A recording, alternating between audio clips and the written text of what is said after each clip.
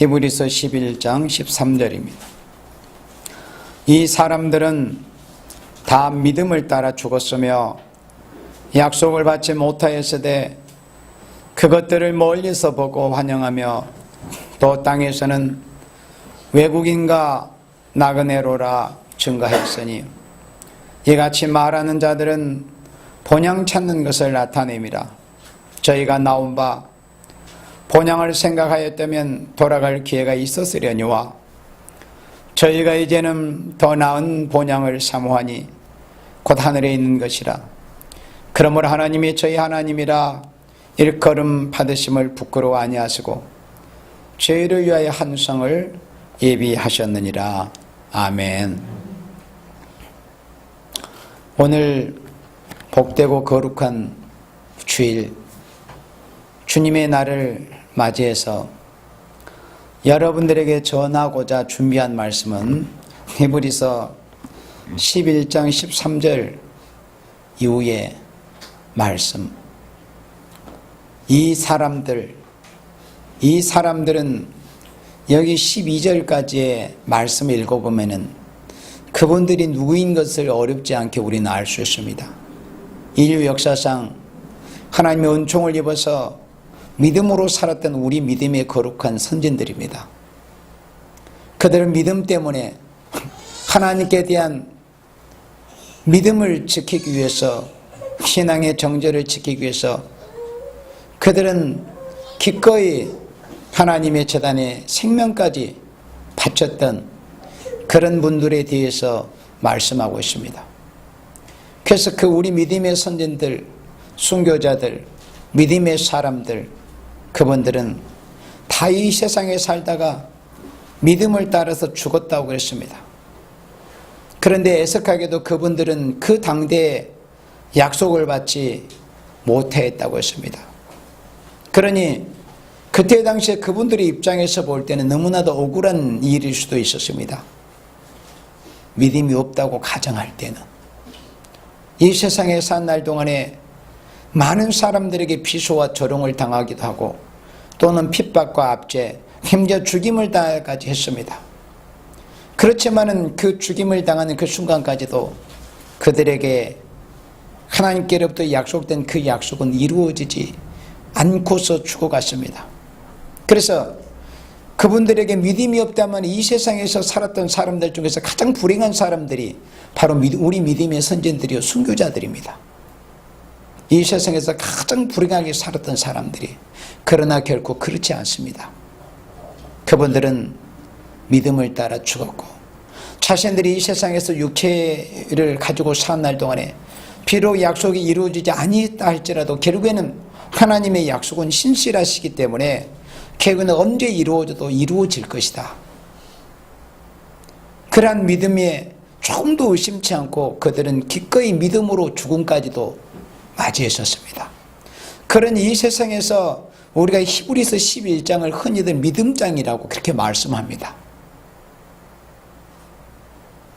그분들처럼 이 세상에서 행복한 삶을 살았던 사람들이 없습니다. 그러나 다만 그렇게 보여지는 사람들은 흔치 않습니다. 정말 믿음으로 살기를 원하고 하나님의 은혜를 구하고 하나님의 나라를 사모하는 사람들을 많이 이 히브리서 11장에 기록된 그 믿음의 사람들과 순교자들이 그 삶이 아름답게 보이는 것이지 하나님께 대한 소망을 온전히 가지지 않는 사람들의 입장에서는 정말 그들이 불쌍하게 여겨지고 왜 굳이 그렇게까지 살았어야 되느냐 하는 그런 의문점을 갖게 될 것입니다. 그러나 그들은 그것들 하나님께서 약속하신 그 약속이 이루어질 것을 멀리서 보고 환영했다고 그랬습니다. 이런 자세, 이런 모습들이 믿음의 사람들의 모습입니다. 자신이 당대에 자신이 구하고 자신이 원했던 것이 이루어지지 않았을지라도 내 자식 대해서, 내 손자 대해서, 내 후손 대해서 그게 이루어진다면 그보다 더한 기쁜 일은 없다. 그게 바로 믿음의 사람들의 아름다운 그런 자세입니다. 믿음의 사람들의 모습이 그렇다는 것입니다. 그것들을 멀리서 보고 아브라함만 하더라도 아브라함은 우리 기독교인들의 신앙의 조상입니다. 4,000년 전에 이 땅에 실제로 살았던 분입니다. 그러나 그 아브라함에게 약속하신 그 약속은 4,000년이 지난 지금까지도 완전하게는 이루어지지 않고 있습니다. 전 세계 기독교 복음이 편만하게 전해져서 얼마간은 이루어졌지만은 아브라함에게 하나님이 약속하신 그 말씀은 아직도 완전하게 이루어지지 않았습니다. 그렇지만은 지금으로부터 4,000년 전에 4,000년 후에도 그에게 약속하신 그 말씀이 다 이루어지지 않고 있지만은 그 4,000년 전에 그 이후로 수천 년에 걸쳐서 이루어질 하나님의 약속의 말씀을 바라보면서 멀리서 보고 환영하며 또 땅에서는 외국인과 나그네로라 증거하였으니 그랬습니다. 이같이 말하는 자는 본향 찾는 것을 나타냅니다. 자, 여기 11장 13절에 자신들을 지칭해서 스스로 이렇게 표현했다는 거죠. 나그네다. 그러면 여기 14절에서 자신을 나그네라고 표현을 하고 다른 사람들에게 대해서 자신이 나그네라는 지칭을 받을 수 있는 사람이라는 것은 결국에는 자신이 고향을 떠나온 사람인 것을 의미하는 거예요. 자신에게는 돌아갈 고향이 있는 사람들에게 나그네라는 표현이 적절한 것이지 고향에 살고 있는 사람들에게 대해서 당신은 나그네입니다, 행님입니다 이렇게 할 수는 없습니다. 그래서 성경 기록에 의하면은 우리 믿음의 선진들은 스스로 자신들을 나그네라고 이렇게 표현을 했습니다. 그리고 자신을 아는 사람들, 저 사람들은 원래 여기가 고향이 아닌데 아브라함만 해도 저 유브라티스 강을 건너서 원래는 갈대아 우르에 살았던 사람들인데 하란을 거쳐서 유브라티스 강을 건너서 여기까지 왔다. 또 가까이 있는 요단강을 건너서 가나안까지 들어왔다. 원래 저 사람들은 여기 살던 토인들이 아니었는데 멀리서 온 이방인들이고 나그네이다. 이렇게 말들을 들었습니다. 우리 믿음의 조상들부터 나그네라는 표현을 들었어요. 나그네라는 것은 돌아갈 고향, 본향이 있는 사람들입니다. 그래서 오늘 이번 주에 물론 세상의 명절인 추석이 내일입니까? 모레입니까? 내일 추석입니다. 물론 우리 그리스도인들에게는 진짜 명절, 예수님이 태어나신 것을 기념하는 성탄절도 있고 또 기독교인들의 가장 큰 명절은 예수님 부활을 기념하는 그런 부활도 있습니다. 그러나 우리가 이 세상에서 육체를 지니고 살고 있기 때문에 또 이 세상의 모든 것을 무시할 수는 없어요. 사도 바울이 그렇게 말씀했습니다. 이 세상의 것들을 다 무시한다면 우리는 이 세상을 떠나야 될 것이라고 그랬습니다. 적절한 말씀이죠. 그러나 우리는 어떻게 세상 명절을 지내고 맞이하나 그 자세가 중요한 것이죠. 세상 사람들처럼 세상 것에 끌려서 산다면 우리도 여느 이방인과 별반 다를 바가 없겠지만 우리는 적어도 그리스도인들입니다. 성배대 영적 나실인들입니다.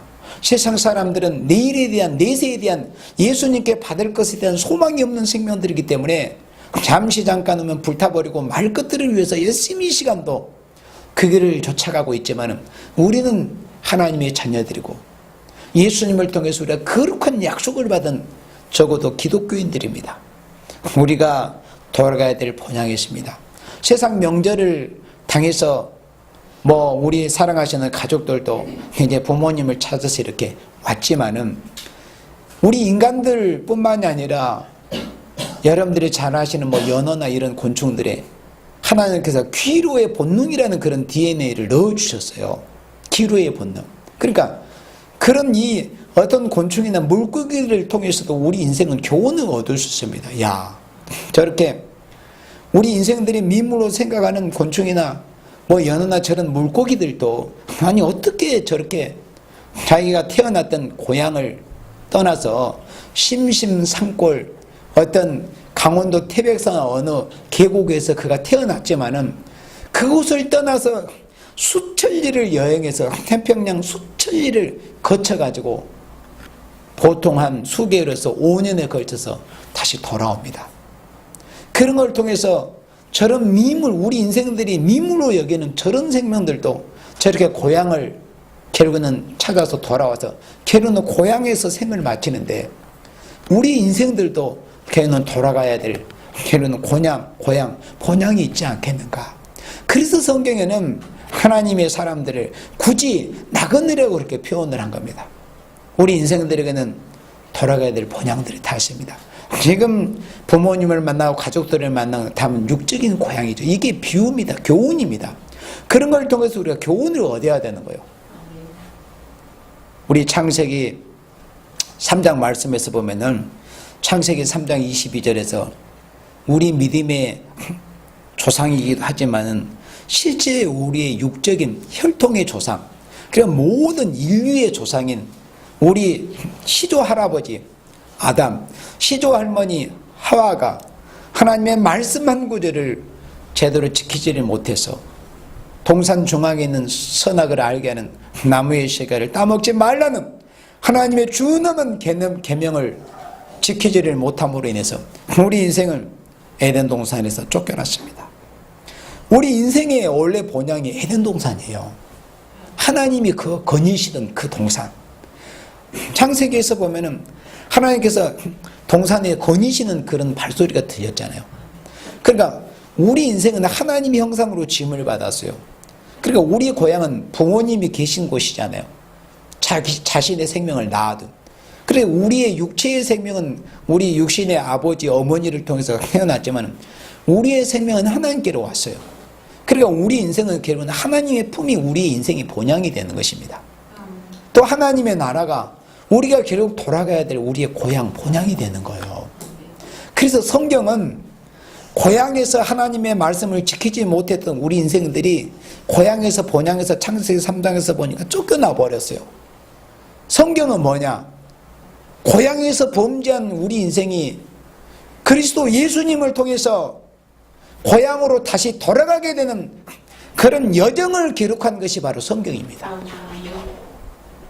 고향에서 쫓겨났던 범죄에서 말씀을 한 구절 지키지를 못해서 우리 인생의 고향, 우리 인류의 모든 본향, 고향이 바로 에덴 동산입니다. 창세기에서 2장에서 보여진 에덴 동산 말이에요. 그래서 쫓겨났어요. 왜 쫓겨났어요? 하나님의 말씀, 하나님의 계명, 많은 말씀도 아닙니다. 다 한 말씀의 말씀. 선악을 알게 하는 나무의 실과는 먹지 말아라. 그 말씀 한 구절을 지키지를 못해서 에덴 동산 본향에서 쫓겨났던 우리 인생들입니다. 만약에 에덴 동산 쫓겨나지 않았다면 성경도 있을 필요도 없어요. 우리 인생이 범죄하지 않았다면 에덴 동산에 쫓겨나지 않았다. 그래서 성경이라는 것은 에덴 동산으로 다시 돌아가는 지도라고 할 수 있습니다. 어떻게 에덴 동산으로 우리 본향인 에덴 동산에 쫓겨났던 우리 인류가 우리가 결국 돌아가야 될 아버지의 품 하나님의 나라 에덴 동산으로 어떻게 어느 길로 돌아가야 될 것인가 하는 것을 지도로서 보여준 말씀이 바로 성경입니다. 에덴으로 돌아가는 길, 에덴으로 돌아가는 방법을 기록한 것이 바로 성경입니다. 누구를 통해서? 하나님이 보내신 우리 구주 예수 그리스도를 통해서.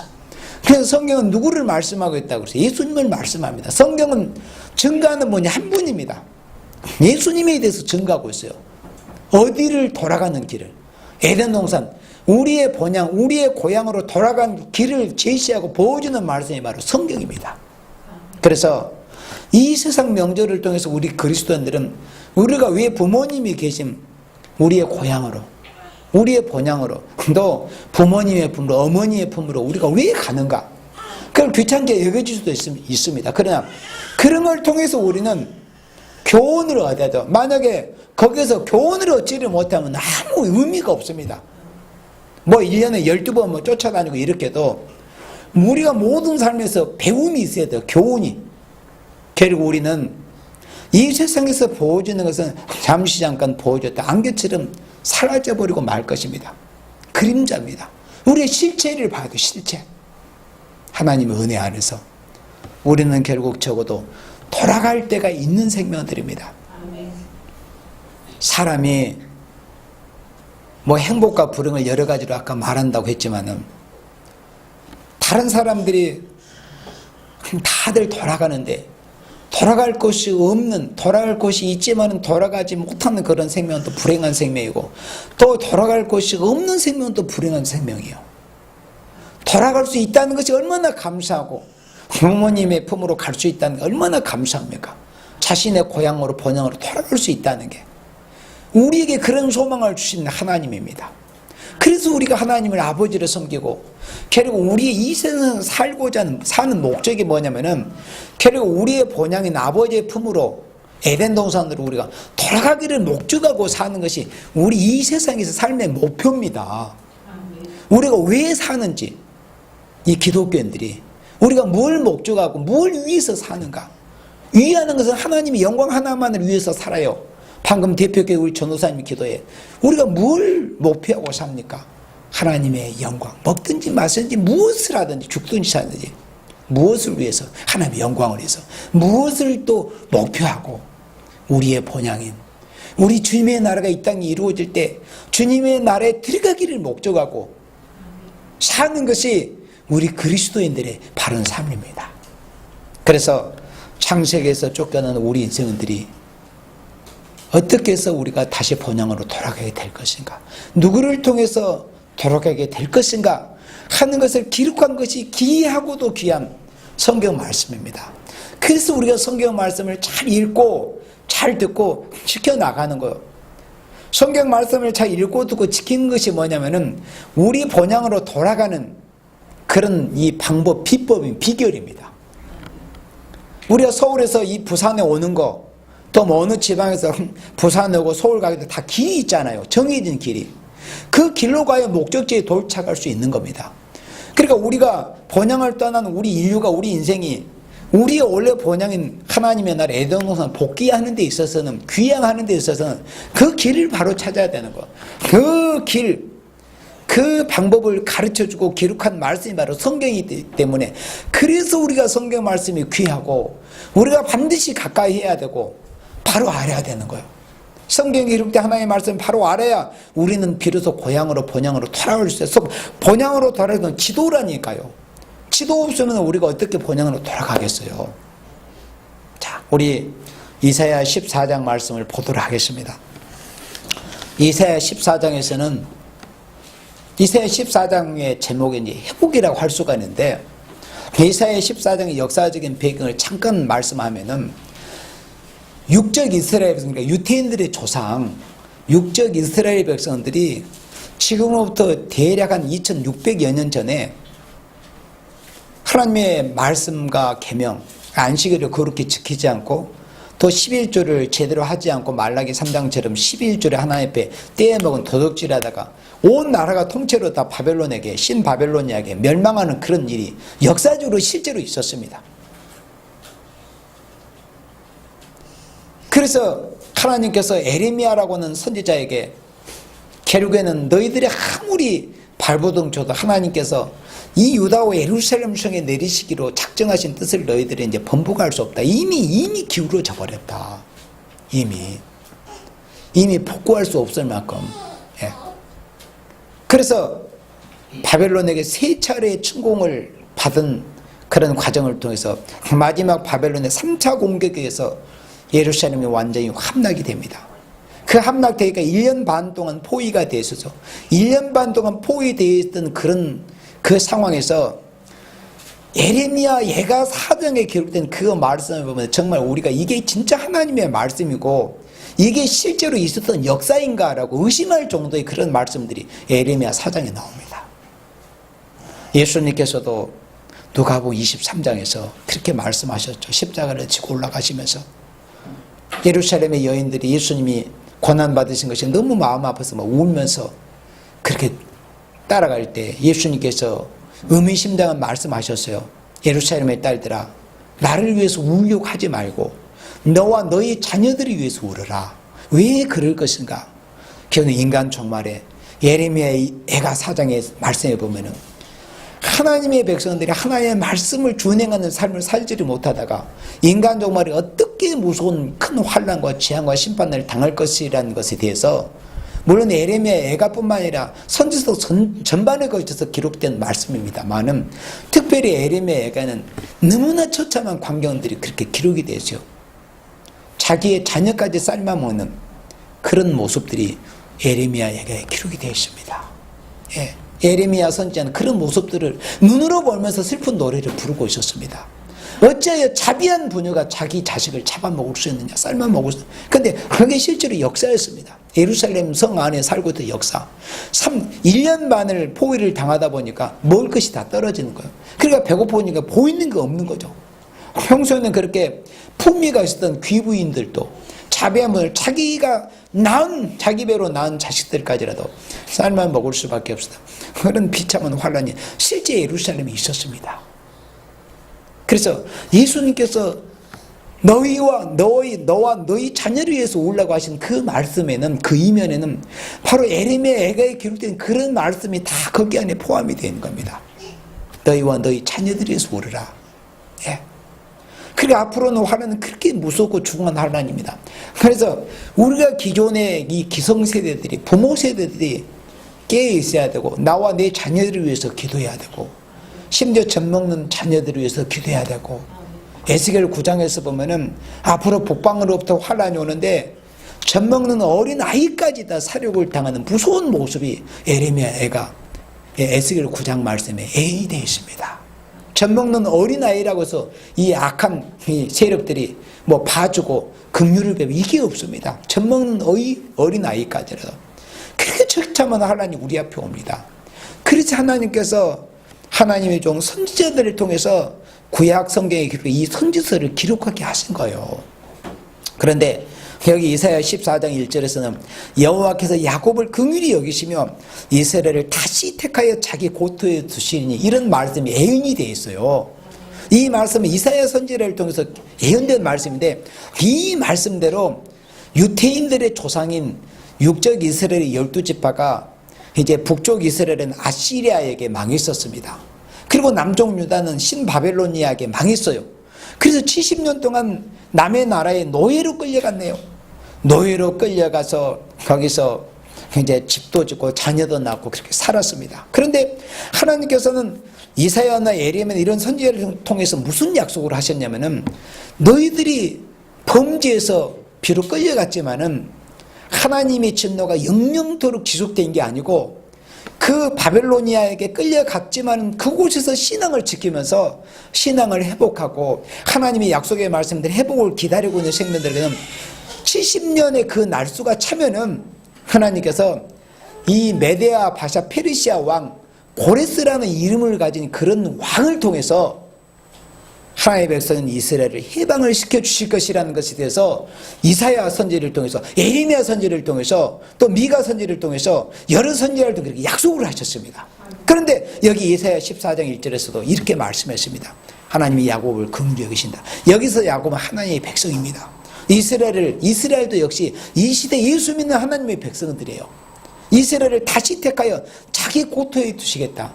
이것은 그 예언적으로 알파적으로 이루어질 당시에는 이스라엘 백성이 70년 만에 바벨론에서 해방을 받아서 지금의 팔레스타인 지금 이 시기에 중동의 정치적인 국호를 가진 이스라엘이라는 나라가 세워지는 그 땅으로 다시 돌아올 것에 대해서 예언이 된 말씀입니다. 그래서 그 말씀대로 70년 만에 해방되어서 실제로 돌아왔어요. 수만 명의 생명들이 돌아왔어요. 그래서 그들이 돌아온 그 명수까지 에스라 성경에 기록이 되어 있고 느헤미야 성경에 기록이 되어 있어요. 몇만 명이 돌아왔다는 거에서 4만 명 정도가 돌아왔다. 4만 명이 돌아왔고, 그리고 노비가 뭐 몇천 명이 돌아왔다. 그런 수가 낱낱이 역사서에 기록이 되어 있습니다. 그런데 그 말씀으로 끝나버린 말씀이 아니고, 이 말씀은 결국은 예수님이 재림 말씀으로 인해서 이 세상에서 예수 믿고 이 마지막 시대 예언의 말씀을 읽고 듣고 지키는 생명들이 우리 인류의 시조가 에덴 동산에서 범죄에서 쫓겨났는데, 예수님이 재림하심으로 이 땅에 에덴 동산을 다시 회복하시고 복구하실 때 그 우리의 고토인 옛 땅인 우리 인류의 시조가 살던 옛 땅 그 본향 주님의 나라로 다시 돌아갈 것에 대한 예언이, 그때 이스라엘의 역사를 들어서 이스라엘 백성들이 바벨론에서 해방받는 그 역사를 실천적으로 들어서 인간 동물의 예수님이 재림하심으로 인해서 예수님의 나라가 이 땅에 이루어질 때, 이렇게 여러분처럼 주의를 거룩하게 지키며 주의 말씀, 주의 계명을 지켜보려고 예수는 생명들이 이 마지막 시대 예언의 말씀을 읽고 듣고 지킴으로 해서 정말 우리 인생에 결국 돌아가야 될 그 본향, 이 세상에서 나그네 삶이 너무 기쁘고 즐겁다고 할 생명들은 들어보면 거의 없을 것입니다. 인생에 행복하십니까? 100% 만족하십니까? 재벌 회장들에게 대해서도 이렇게 문의한다면 아마 고개를 저을 겁니다. 다 나름대로. 그래서 옛날 속담에 만석군은 만 가지 걱정, 천석군은 천 가지 걱정이 있다는 말이, 그 속담 치고 틀린 말이 거의 없습니다. 근심 걱정 없는 사람이 어디 있어요? 그래서 나그네로 행인으로 사는 날 동안에 그래 근심이 끊이지를 않습니다. 근심이 죄 가운데서 살고 자신도 죄를 범하고 살고 있기 때문에 그 죄로 인한 그 고통의 짐이 너무 무거워요. 왜 자신들이 그 양 어깨에 메어진 그 바벨의 멍이, 이 세상을 통해서 오는 그 무거운 짐과 멍이가 왜 무거운지조차 모르고 살고 있어요. 그것이 다 인생의 죄값 때문에 그렇게 무거운 이 바벨의 멍에, 죄의 멍에를 치고 살고 있는데, 그러나 그 멍에가 언제 다 불에서 끊어져 버려서 우리에게서 벗어져 버리느냐? 우리가 본향에 들어갈 때 주님이 다시 오셔서 이사야 42장에서 보면 여호와께서 새 일을 고하신다. 이사야 43장에서 보면 여호와께서 새 일을 행하시리니, 그러니까 하나님이 새로운 일을 행하심으로 인해서 예수님 재림과 이 세상이 에덴 동산같이 다시 회복이 되는 그런 시대가 옵니다. 천년왕국 이 땅이 이루어져요. 우리의 본향으로 들어갈 때 이 세상에서 살던 하나님의 백성들에게서 이 목을 무겁게 짓누르고 어깨를 무겁게 짓누르고 있는 이 무거운 바벨의 멍에들이 그때 벗어집니다. 그 전에는 아무리 발버둥 쳐도 벗어질 수가 없습니다. 이 바벨 세상에서 살고 있는 동안은 무거운 바벨의 멍에를 벗을 수가 없는 거예요.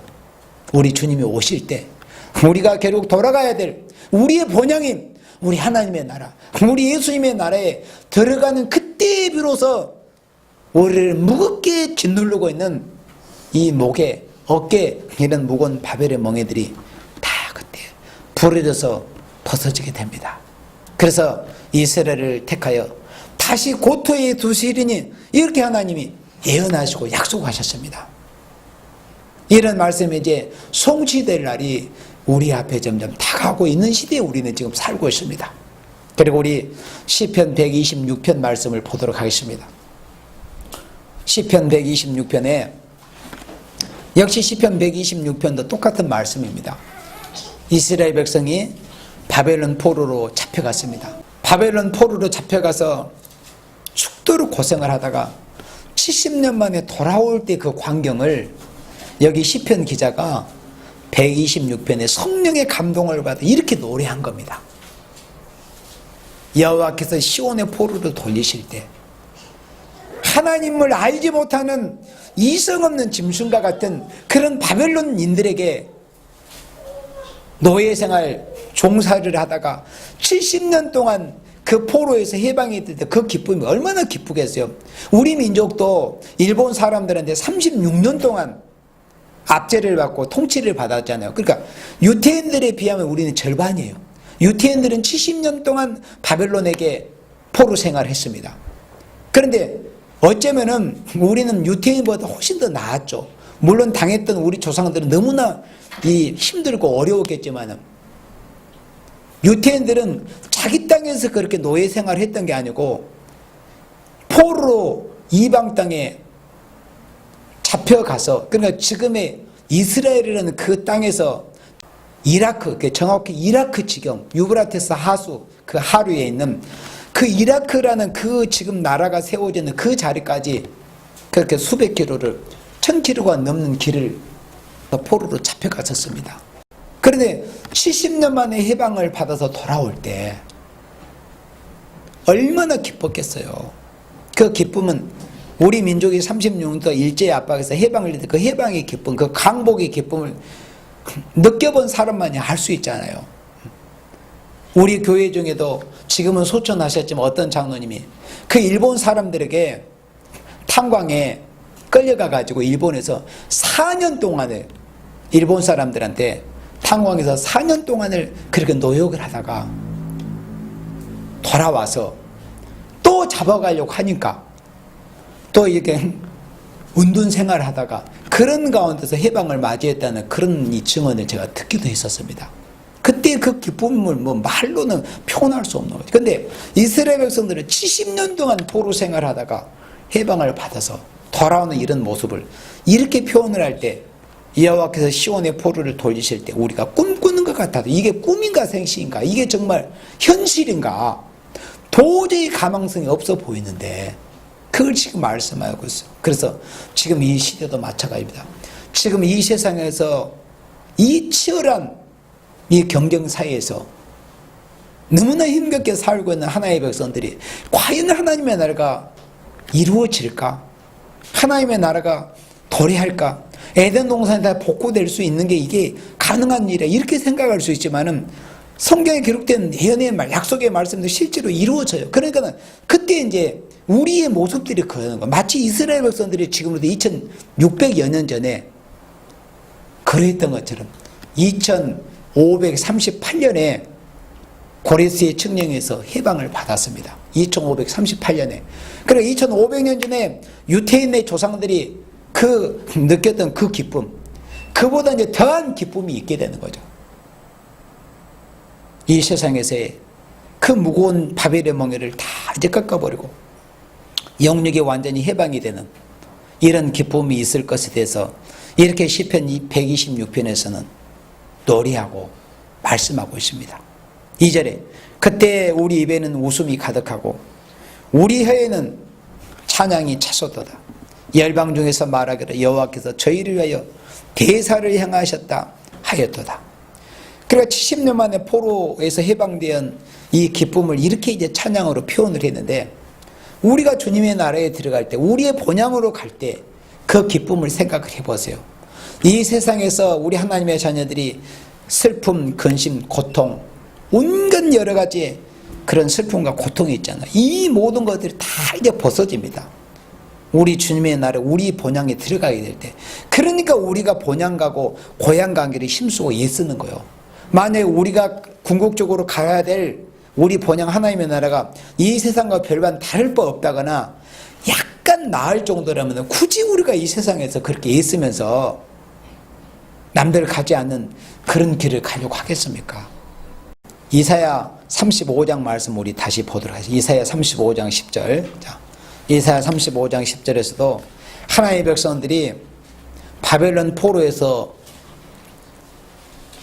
해방이 될 때 그때의 기쁨에 대해서 이사야 선지자가 대략 한 150년 전에 예언한 말씀이 이스라엘 백성들이 바벨론 해방이 될 때 그 기쁨을 표현하면서 인간 종말에 우리 하나님의 백성들이 이제 우리의 본향인 에덴 동산 주님의 나라에 들어갈 때 그 기쁨을 이사야 35장 10절에 이렇게 노래를 했습니다. 여호와의 속량함을 얻은 자들이 돌아오되 노래하며 시온에 이르러 그 머리에 영영한 희락을 띠고 기쁨과 즐거움을 얻으리니 슬픔과 탄식이 달아나리로다. 이 세상에서는 하나님의 백성들에게 슬픔도 있고 탄식이 있어요. 힘들고 고통스럽고 피곤합니다. 삶이 피곤치 않다고 하는 사람들은 사실 거짓말입니다. 예, 이 세상에서. 그러나 우리가 본향에 들어가는 그때 여호와의 속량함을 얻은 자들이에요. 우리가 하나님 앞에 속량함을 얻은 생명들 아닙니까? 여호와의 속량함을 얻은 자들이 돌아온다는 것은 포로로 잡혀갔다가 이제 고향 땅으로 돌아오는 모습을 들어서 우리가 인간 종말에 예수님 다시 오심으로 우리가 쫓겨났던 그 에덴 동산 주님의 나라로 이제 들어가는 이런 모습을 이렇게 예언하고 노래한 말씀입니다. 돌아오되 노래하면서 시온에 이르러 그 머리 위에 영영한 희락을 띠고 그냥 기쁨과 즐거움으로 그냥 가득 찬 거예요. 아마 오늘날 많은 교회에서 한국에도 6만여 교회가 이상의 교회가 있지만은 잘 그렇게 100% 정말 마음에서 이 심령 깊은 곳에서 기쁨이 샘솟듯 하는 그런 마음으로 찬양하는 사람이 얼마나 있겠어요, 여러분들. 솔직히. 그러나 우리가 주님의 나라 우리 본향으로 들어갈 때는 그 기쁨과 즐거움으로 그냥 충만하고 가득 찬 거예요. 그 머리에 영영한 희락을 띠고 기쁨이 잠시가 아닙니다. 지금 이 땅에서는 예배 드릴 때 또 찬양할 때 은혜스럽고 그런 기쁨을 이렇게 체험하면 그게 그냥 지속되고 몇 년 지속되고 이게 아니잖아요. 그 지속 기간이 뭐 몇 개월 가는 사람도 있고 며칠 가기도 하고 아니면 나가면서 잊어버리는 사람도 있고. 그러나 우리가 본향에 들어갈 때 이 기쁘고 즐거운 희락이라는 것은 영원한 영영한 희락을 띠고 기쁨과 즐거움을 얻으리니 슬픔과 탄식이 달아나 버립니다. 그래서 우리가 주님의 재림을 기다리고 우리가 하나님의 나라를 들어가기를 우리가 힘쓰고 사모하는 이유가 여기 있어요. 슬픔과 탄식이 달아나 버려요. 이 세상에서 우리가 사는 날 동안에 결코 슬픔에서 자유로울 수 없어요. 탄식에서 자유로울 수 없습니다. 그 누구도 아무리 억만장자라도 아무리 홍한 소년 젊은 청춘이라도 여기에서 자유로울 수 없습니다. 슬픔과 탄식에서. 그러나 우리가 주님의 나라 쫓겨났던 에덴 동산 우리의 고향 우리의 본향으로 들어갈 때 비로소 슬픔과 탄식이 이제 다 우리에게서 시원섭섭할 겁니다. 그때는 아쉽게 다 달아납니다. 그래서 우리 이제 결론적인 말씀 우리 베드로전서 1장 17절 말씀을 보도록 하겠습니다. 우리 신약성경 베드로전서 1장 17절 말씀을 봅니다. 외모로 보시지 않고 각 사람의 행위대로 판단하시는 자를 너희가 아버지라 부른 줄 너희의 나그네로 있을 때를 두려움으로 지내라. 나그네로 있을 때를 두려움으로 지내래요. 그러니까 고향을 떠나 있을 때 고향에 들어가기 전에 우리는 결국 우리의 돌아갈 고향이 있으니 얼마나 감사합니까? 돌아갈 고향이 없는 사람이 정말 불쌍한 사람들이니까 육체적으로도 그래 육신적으로도. 근데 우리는 영원히 우리가 돌아가서 영원히 하나님과 더불어서 영원한 기쁨을 누리면서 살 우리의 본향이 있는 생명들로서 얼마나 감사합니까? 그러나 우리가 고향에 들어가기 전에 이 세상에서 우리가 나그네 생활을 할 때 나그네로 있을 때를 두려움으로 지내야만이 우리가 궁극적으로 돌아갈 우리 본향으로 돌아갈 수 있는 생명이 됩니다. 이 세상에서 나그네로 있을 때 우리가 하나님 앞에서 어떻게 사냐에 따라서 우리가 고향에 돌아갈 수 있는 사람이 되기도 하고 아니면 영원한 저주 불구덩이로 던져질 생명이 되기도 하는 것입니다. 나그네로 있을 때 우리가 두려움으로 지내야 되는 거예요. 이 세상에 사는 날 동안에 우리가 어느 때에 우리가 고향 우리의 본향으로 돌아갈고 잘 사모하면서 우리가 이 세상에 사는 날 동안에 항상 두려운 마음을 가지고 행여 내가 성령을 근심케나 해드리지 않을까, 우리 주님의 눈살을 찌푸리게나 해드리지 않을까, 주의 계명을 내가 지키지를 못하고 내 마음으로 혹시 범죄하지 않을까, 주님을 기쁘시게 해드리지 못할까, 주 예수 그리스도의 영광을 내가 나타내지 못하는 생명이 될까, 늘 두려움으로 지내야 됩니다. 이 세상에 사는 날 동안에 두려움으로, 언제 나그네로 있을 때, 우리가 고향에 도착하기 전에, 그래서 이 세상에 우리가 나그네로 살 때 두려움으로 지내는 생명이 돼야만이 우리가 궁극적으로 들어갈 우리 주님의 나라에 우리가 들어갈 수 있습니다.